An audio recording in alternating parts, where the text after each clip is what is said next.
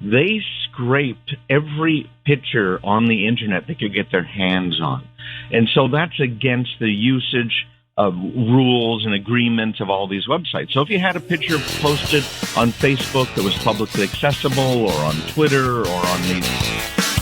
Good morning, everybody. Of course, this is Craig Peterson on WGAN up in Maine on their morning drive show. And there is some very concerning stuff going on. Some new statistics out that we talked about this week about phishing and BEC type email attacks.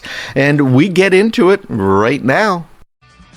We are back, ladies and gentlemen, 7:38 on the WGAN Morning News with Ken and Matt on Wednesday, which means it's time to talk to Craig Peterson, our tech guru, and go over all the things about technology that affect our daily lives here today. Craig, how are you this morning?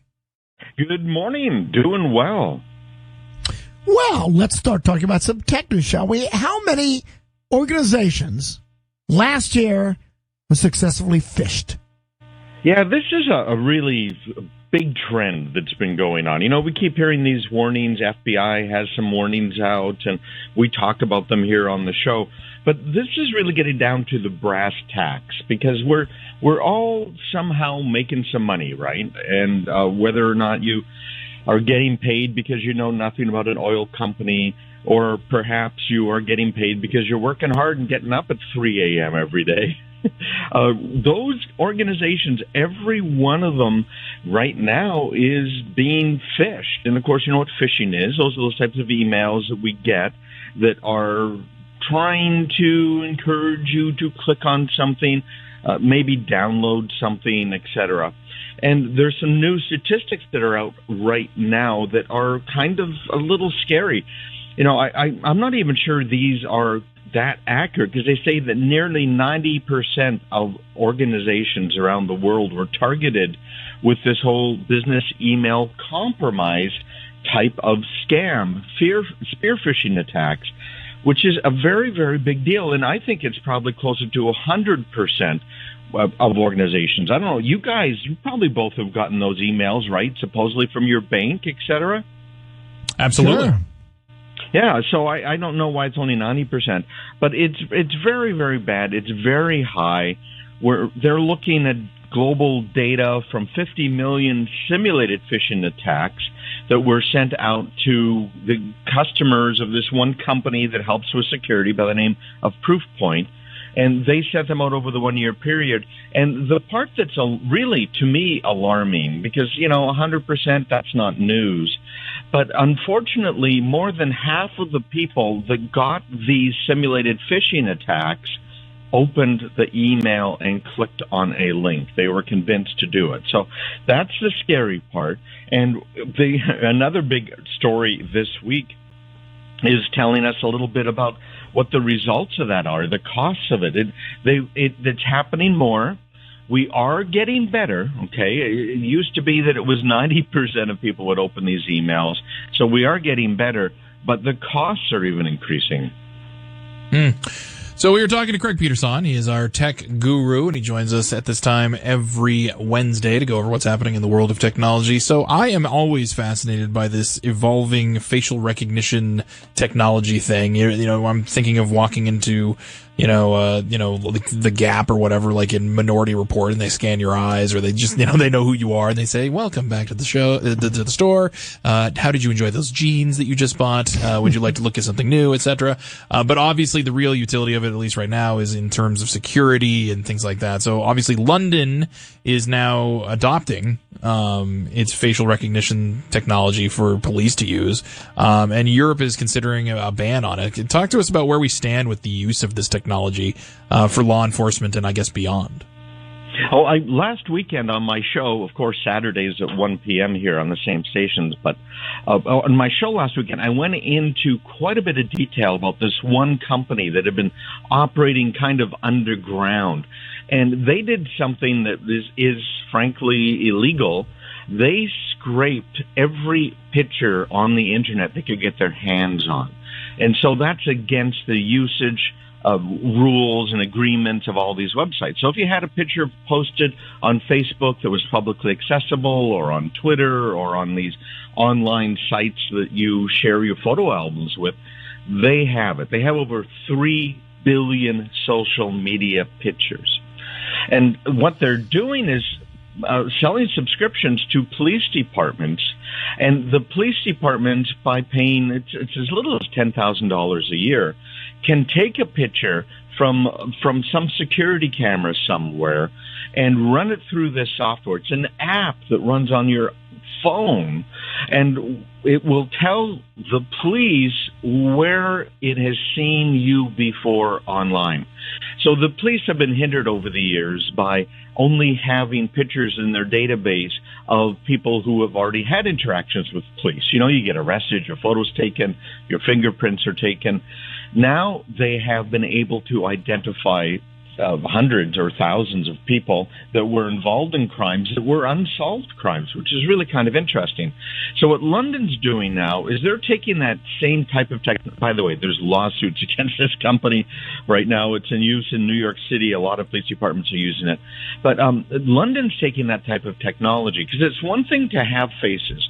London has been, it's the most surveilled city in the world outside of China. And that means there's a lot of cameras out there. And for years, London has been taking all of that and using that information to track people as they move around London.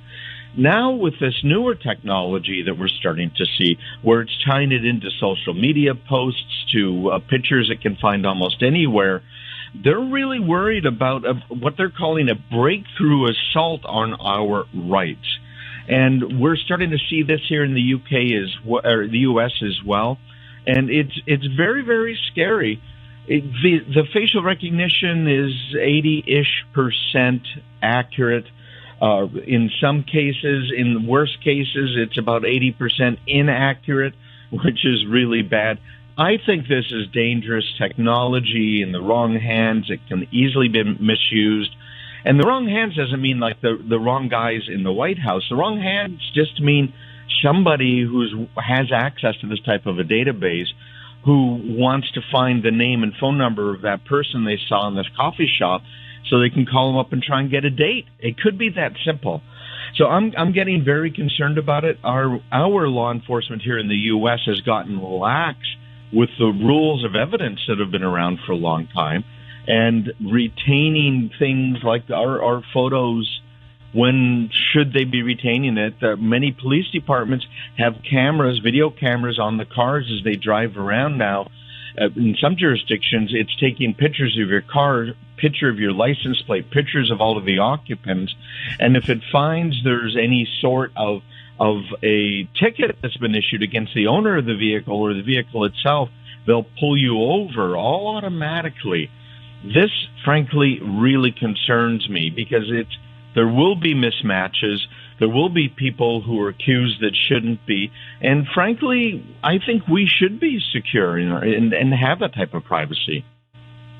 We are talking to Craig Peterson. He is our tech guru. You hear him every Wednesday at 7:38. You can hear him on Saturday at 1 o'clock as well. You can go to CraigPeterson.com anytime you want and hear what he has to say.